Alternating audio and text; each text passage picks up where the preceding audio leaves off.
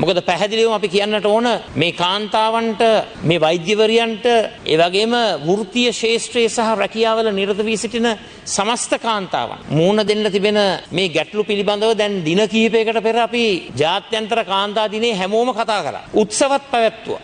ප්‍රිය සංഭാෂණත් පැවැත්වුවා. නමුත් අවසානයේ මේ වගේ සිද්ධියක් තුල රටේ කාන්තාව අසරණයි. වාර්තා වුණු ආකාරයට ඊයේ රාත්‍රියේ අනුරාධපුර ශික්ෂණ රෝහලේ රෝහල් පරිශ්‍රය තුල වෛද්‍යවරියක් බරපතල හිංසනයට ලක් වෙලා තිබෙනවා. මේක සිද්ධ වෙලා තිබෙන්නේ ඊයේ දිනේදී ඇමතුම් රාජකාරී කටයුතු සිදු කරන අතරතුර. ඒ කියන්නේ අන්කෝල් ඩියුටි රාජකාරී කරන අවස්ථාවේ. ඒක සිදු වෙලා තිබෙන්නේ තම ඇමතුම් රාජකාරී කාමරය වෙත යෑමේදී. ඔන්කෝල් රූම් එකට යන අතරතුර.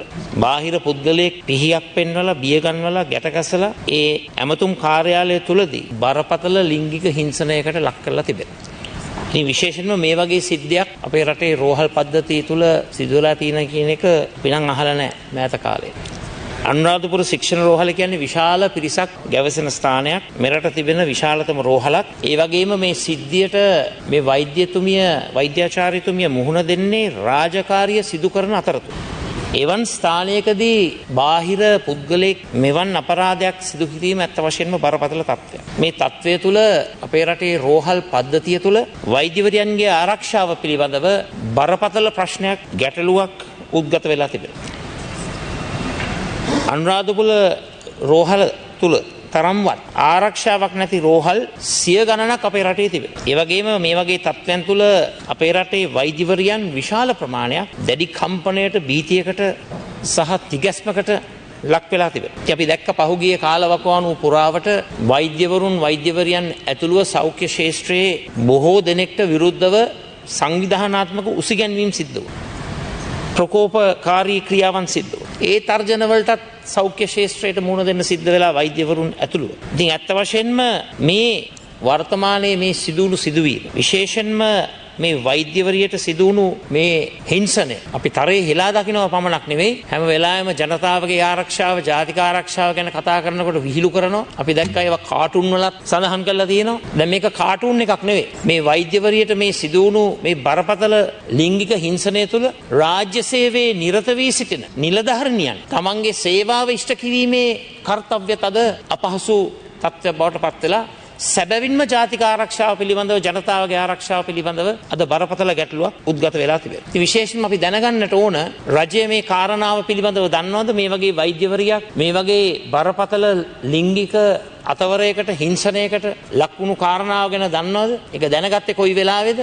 විශේෂයෙන්ම මේ පිළිබඳව ගන්න පියවර මොකක්ද? මොකද පැහැදිලිවම අපි කියන්නට ඕන මේ කාන්තාවන්ට, මේ වෛද්‍යවරියන්ට, ඒ වගේම වෘත්තීය ශාස්ත්‍රයේ සහ රැකියාවල නිරත වී සිටින සමස්ත කාන්තාවන් මූණ දෙන්න තිබෙන මේ ගැටලු පිළිබඳව දැන් දින කිහිපයකට පෙර අපි ජාත්‍යන්තර කාන්තා දිනේ හැමෝම කතා කළා. උත්සවත් පැවැත්වුවා.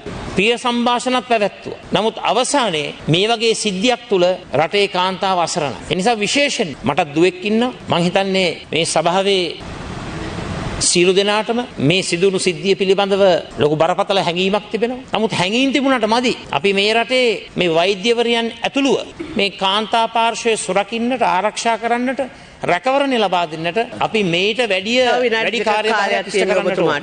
විනාඩි 2ක කාලයක්. ඒ නිසා විශේෂයෙන්ම මම දැනගන්න කැමති රජයෙන් මේ සිද්ධිය පිළිබඳව ගන්නා වූ පියවර මොනවද? විශේෂයෙන්ම වෛද්‍යවරියන්ට, රෝහල් කාර්ය මණ්ඩලවල ඒ නිරතව සිටින නිලධාරිනියන්ට ඇතුළුව රාජ්‍ය ශාස්ත්‍රයේ, රාජ්‍ය නොවන ශාස්ත්‍රයේ මේ කාන්තාවන්ට ලබා දෙන රැකවරණය මොකක්ද? ආරක්ෂාව මොකක්ද? මේවට වග කියන්නේ කවුද? මොකද මේක රාජකාරී ස්ථානයක සිදුවුණු ම්ලේච්ඡ ක්‍රියාවක්. ඒ නිසා මේ පිළිබඳව දැඩි පියවර ගන්නයි කියලා රජයට අපි ප්‍රකාශ කර සිටිනවා. මේ ම්ලේච්ඡ තිරිසන් නිහීන ක්‍රියා කරන අයට දැඩි දඩුවම් පමුණවන දැඩි නීති රීති ගෙනෙන්නටත් අපේ සහයෝගය ලබා දෙන්නට සූදානම්. නිසා විශේෂයෙන්ම මේ කාරණාව පිළිබඳව රජයේ යුතුයකමක් මේ සභාවට ඇවිල්ලා මේ සිද්ධිය පිළිබඳව වාර්තා කරලා මේ කරුණු කාරණා හෙළිදරව්. ස්තුතියි. வீடியோக்களை மிஸ் பண்ணாமல் பார்க்க இன்றே ஷார்ட் நியூஸ் யூடியூப் சேனலை சப்ஸ்கிரைப் பண்ணுங்கள்.